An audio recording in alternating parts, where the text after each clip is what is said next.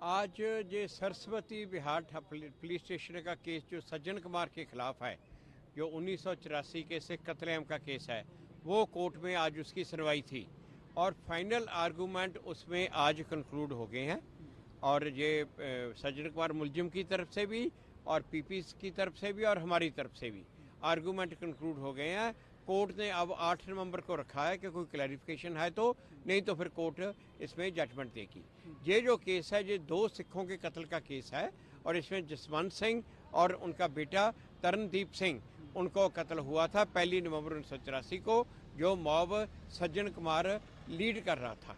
और इसमें जब हमने आज आर्गू किए तो हमने जस्टिस मुरलीधर की हाई कोर्ट की जजमेंट और भी कई जजमेंट्स, जिसमें हाई कोर्ट ने कहा कि ये एक एक्स्ट्रा ऑर्डिनरी सिचुएशन थी, ये नॉर्मल इसको मर्डर केस की तरह नहीं करना चाहिए, ये इसको क्योंकि एक बड़ी एक्स्ट्रा ऑर्डिनरी सिचुएशन थी। और जस्टिस मुरलीधर ने तो कहा कि ये क्राइम अगेंस्ट ह्यूमैनिटी है, जो कि लाइक जीनोसाइड है, ये वाली बात। और जो सुप्रीम कोर्ट ने ये 30 साल के बाद इस केस में SIT नवी SIT बनाई, उसका भी हमने जिक्र किया।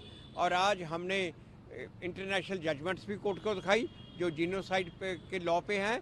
बांग्लादेश हाई कोर्ट में सुप्रीम कोर्ट ने 50 साल के बाद जो 1971 में जो वहाँ पे जीनोसाइड हुई थी, तो वॉर से पहले मार्च में, वो जजमेंट हम दिखाई। 50 साल के बाद मुलजिमों को सज़ा दी। और जो UK की जो सुप्रीम कोर्ट है उसकी जजमेंट दिखाई, जो यूरोपियन कोर्ट की भी जजमेंट दिखाई। और उनको कहा कि जो ये जीनोसाइड के केसेस हैं, ये इतने बड़े कत्लेआम के केसेस हैं, उसमें कोर्ट्स ने सभी जगह पे कैसे डील किया, किस तरह डील किया, वो उनको लेके आज हमने आर्गू किया। और अब ये आर्गूमेंट इस पे ख़त्म हो गए हैं।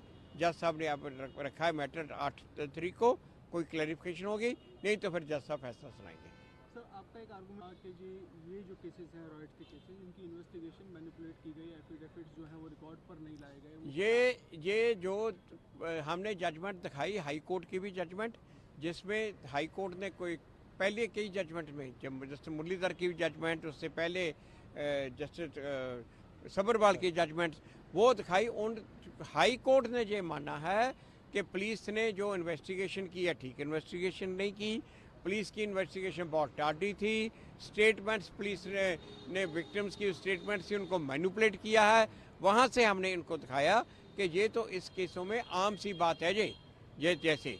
और जिस तरह ये सज्जन कुमार को पुलिस ने बचाने की कोशिश की, ये 1992 में एक केस में सज्जन कुमार के अगेंस्ट चार्जशीट तैयार कर ली, कोर्ट में फाइल ही नहीं की, वो भी हमने आज दिखाया। जो 2010 में जाके पता चला, वो 18 साल के बाद जाके पता चला कि ये चार्जशीट तैयार करके पुलिस ने रखी हुई है, फाइल ही नहीं की कत्ल के केस की, फिर वो भी दिखाया।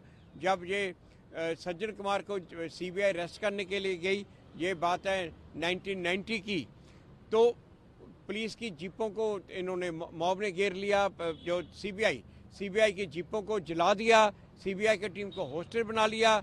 और दिल्ली पुलिस ने कोई मदद नहीं की CBI को बचाने की भी। इस तरह का तो माहौल था, ये हमने सारा आज कोर्ट को दिखाया और कोर्ट पे को ये कहा कि इस तरह का माहौल था। और ये विक्टिम बेचारे जो अब बयान दे रहे हैं, ये देखिए इस तरह के माहौल में आके विक्टिम आके बयान दे रहे हैं, और ये लोग इतने इन्फ्लुएंशियल हैं